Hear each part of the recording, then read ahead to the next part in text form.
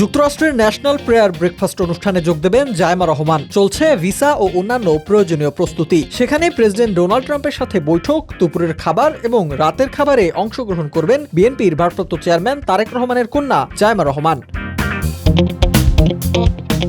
National prayer breakfast Washington ডিসিতে আয়োজিত একটি বার্ষিক অনুষ্ঠান, যা সাধারণত প্রতি বছর ফেব্রুয়ারি মাসের প্রথম শুক্রবার অনুষ্ঠিত হয়। সেখানে মার্কিন প্রেসিডেন্ট, সিনেটর, কংগ্রেস সদস্য ও ব্যবসায়ী সহ 100টিরও বেশি দেশের গণ্যমান্য ব্যক্তিরা অংশগ্রহণ করে থাকেন। অনুষ্ঠানটি প্রথম আয়োজন করেছিলেন আব্রাহাম ভেরিড।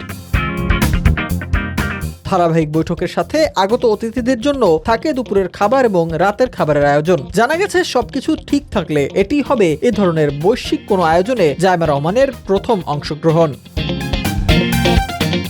অনুষ্ঠানটিতে আমন্ত্রিত হয়েছেন বিএনপির ভারপ্রাপ্ত চেয়ারম্যান তারেক রহমান। তবে ন্যাশনাল প্রেয়ার ব্রেকফাস্টে এবছর অংশগ্রহণ করছেন না তিনি। তবে ওই অনুষ্ঠানে তারেক রহমানের প্রতিনিধি হিসেবে যোগ দেবেন তার কন্যা জায়মা রহমান। জানা গেছে বিএনপি চেয়ারপারসন ও সাবেক প্রধানমন্ত্রী বেগম খালেদা জিয়া এই মুহূর্তে তার বড় ছেলে তারেক রহমানের যুক্তরাজ্যের বাসায় অবস্থান করছেন। চিকিৎসার জন্য আপাতত সেখানেই অবস্থান করবেন তিনি। এমন অবস্থায় মাকে রেখে কোথাও যেতে চাইছেন না তারেক রহমান। এ কারণেই মার্কিন যুক্তরাষ্ট্রের ন্যাশনাল প্রেয়ার ব্রেকফাস্ট অনুষ্ঠানেও যাওয়া হচ্ছে না তার। ফলে নিজের প্রতিনিধি হিসেবে মেয়ে জায়মাকেই পাঠাচ্ছেন তিনি।